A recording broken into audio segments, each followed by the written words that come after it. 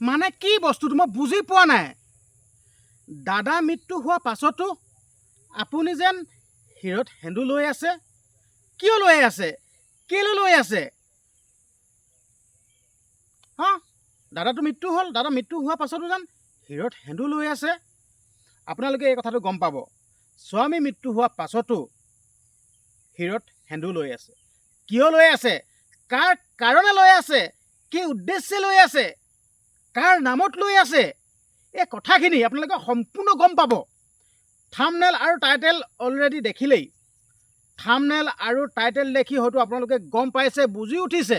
কিন্তু মই কৈ দিম, মই যিকণ ডাইৰেক্ট অপেন কওঁ, স্পষ্টকৈ কৈ দিওঁ না। মই কাৰোবালৈ ভয় কৰোঁ, মই ভয় নকৰোঁ। যিকণ ডাইৰেক্ট অপেন কওঁ। আগতে কৈ আহিছোঁ, এতিয়াও কৈ যাম আৰু অনাগত দিনত কৈয়ে গৈ থাকিম।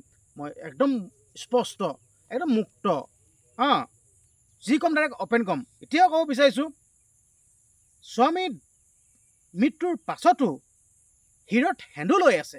কাৰ কাৰণে আৰু কিয় লৈ আছে? কাৰ কাৰণে, কাৰ নামত লৈ আছে?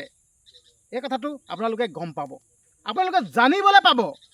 আৰু এই কথাটো সমগ্ৰ অসমবাসী ৰাইজে জানিবলৈ অধীৰ আগ্ৰহে বাট চাই ৰখি আছিল। কিন্তু মই মোৰ ভিডিঅ'টোৰ যোগেদি, মোৰ চেনেলৰ মাধ্যমৰ যোগেদি মই কৈ দিম, আপোনালোকক স্পষ্টকৈ কৈ দিম, কাৰ নামত শিৰত সেন্দুৰ ফুট লৈ আছে, কিয় লৈ আছে, কেলৈ লৈ আছে। আপোনালোকে জানি হয়তো আচৰিত হ'ব, আপোনালোকৰ চকুৰ কপালত উঠিব, ভাবিবলৈ বাধ্য হ'ব। ইমানখিনিয়ে ক'লোঁ। আৰু মই যিকণ ডাইৰেক্ট অপেন কওঁ, কাৰণ কেলৈ, মোৰ কোনো ডিগ্ৰী নাই, মই এটা খেতি কৰা ল'ৰা। মই সেইটো কাৰণে যিকণ ডাইৰেক্ট অপেনে কৈ দিওঁ। আৰু আপোনালোক ক'ব বিচাৰিছোঁ দেই, মই কিন্তু কথাখিনি এনেকৈ কওঁ দেই, মই ৰহণ লগাই লগাই, মিহি মিহি মিহি মিহি মিহি, এইচব মতলব নাই দেই। কাৰণ কেলৈ মই এইবিলাক অভ্যাস মানে নাজানো দেই, মই এইবিলাক ৰহণ লগাই থাকিবলৈ দেই। মই এটা খেতি কৰা ল'ৰা মুঠত মই যিকণ ডাইৰেক্ট অপেন কওঁ। সেইখন পাহাৰ দেখিছে, ছবিয়ে কেতিয়াও মিছা কথা নকয়। মই আপোনালোকক দেখাইছোঁ দেই, চাই লওক, সেইখন চাই লওক, সেইখন পাহাৰ দেখিছে, সেইখন পাহাৰ হয়। পাহাৰৰ কিনাৰত মোৰ ঘৰ। মই এটা খেতি কৰা ল'ৰা, মই খেতি কৰোঁ। আৰু মই যিকণ ডাইৰেক্ট অপেন কওঁ, মোৰ ডিগ্ৰী চিগ্ৰী একোডাল নাই কিন্তু দেই, মই স্পষ্ট কথা, মোৰ ডিগ্ৰী চিগ্ৰী একো নাই। কিন্তু মই হ'লেও মই বিশেষ সূত্ৰে গম পাইছোঁ যেন কাৰ নামত শিৰত সেন্দুৰ ফুট লৈ আছে, কিয় লৈ আছে, এই কথাটো মই বিশেষ সূত্ৰে গম পাইছোঁ দেই। সেইকাৰণে মই ক'বলৈ বিচাৰিছোঁ এই ভিডিঅ'টোত।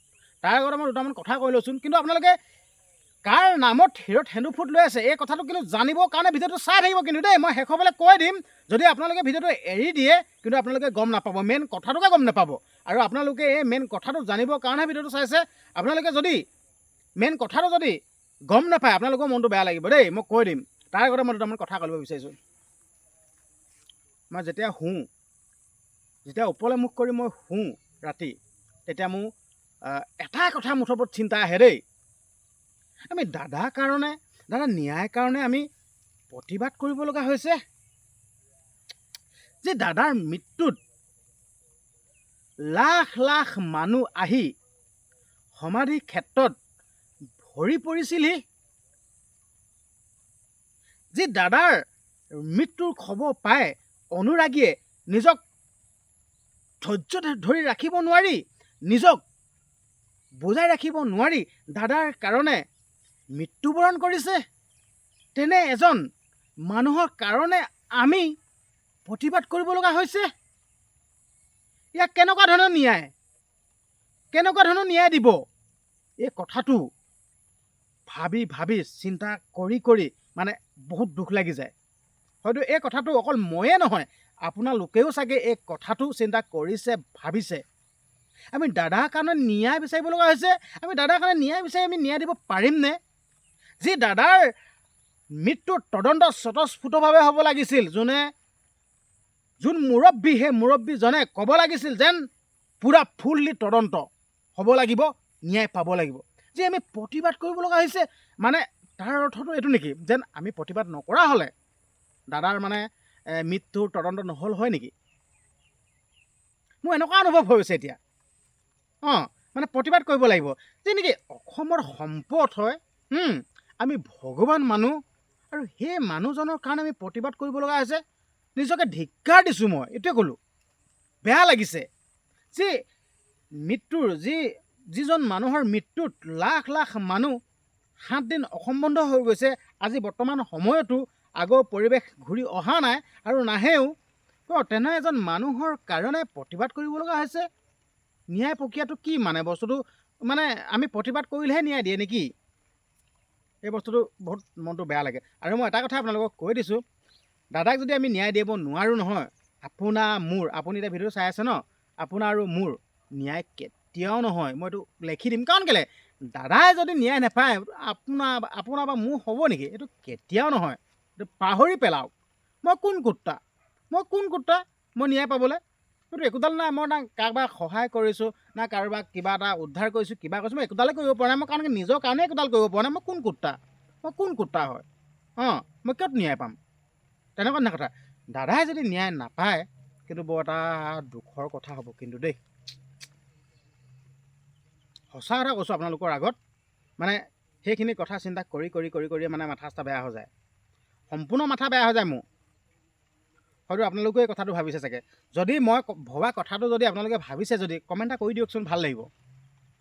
আৰু আপোনালোকক স্পষ্টকৈ এটা কথা ক'ব বিচাৰিছোঁ দেই, থাম্বনেইল আৰু টাইটেল চায়ে আপোনালোকে কিছুমানে বেয়া কমেণ্ট দি গুচি যায়। আচলতে ভিডিঅ'টো সম্পূৰ্ণ চাবলৈ চেষ্টা কৰিবচোন। মই ভিডিঅ'টোত কি ক'ব বিচাৰিছোঁ, আচলতে থাম্বনেইল আৰু টাইটেলটোতকৈ মানে ভিডিঅ'টোহে ইম্পৰ্টেণ্ট।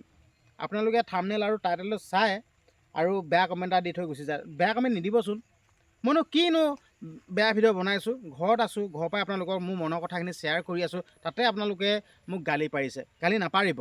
যদি মই কিবা ভুল কৰিছোঁ আপোনালোকে শুধৰাই দিয়ক, নিশ্চয় আপোনালোকৰ কথা মই শুনিম। কাৰণ কেলৈ আপোনালোক আছে বাবেহে মই ইমানখিনি আগবাঢ়িব পাৰিছোঁ বা ইমানখিনি আগুৱাই গৈছোঁ। আপোনালোক মেইন হয়, ৰাইজৰ অবিহনে মই হ'বই নোৱাৰোঁ।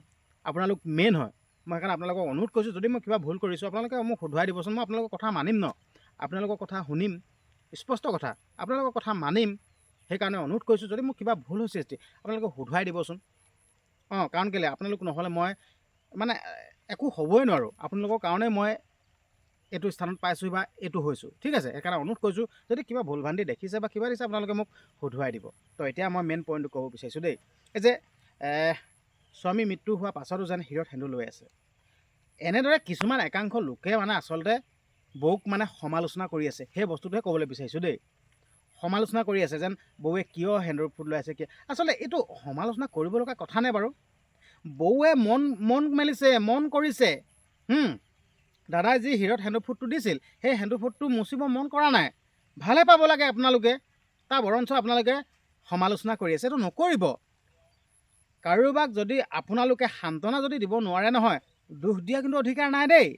কাৰোবাক যদি কিবা এটা ভাল কৰিব নোৱাৰে, বেয়া কৰাও আপোনালোকৰ অধিকাৰ নাই। সেইটো কাৰণে ক'ব বিচাৰিছোঁ, বৌৱে যি কাম কৰিছে ভাল কাম কৰিছে। বৌৰ লগত সদায় আছোঁ আৰু অসমবাসী ৰাইজ বৌৰ লগত আছে।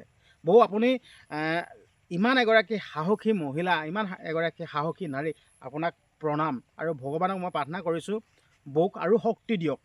এইখিনিয়ে ক'লোঁ, বৌক শক্তি দিয়ক। বাকী ভিডিঅ'টো ইমানখিনি আছিল। ভিডিঅ'টো ইমান পৰে চোৱাৰ বাবে ধন্যবাদ। আৰু পাৰিলে ভিডিঅ'টো শ্বেয়াৰ কৰি দিব। আৰু দাদাই ন্যায় পাবৰ কাৰণে আপোনালোকে কমেণ্ট কৰক, শ্বেয়াৰ কৰিব ভিডিঅ'টো। আৰু চেনেলটো যদি ছাবস্ক্ৰাইব কৰা নাই, চেনেলটো ছাবস্ক্ৰাইব কৰি দিব। ধন্যবাদ।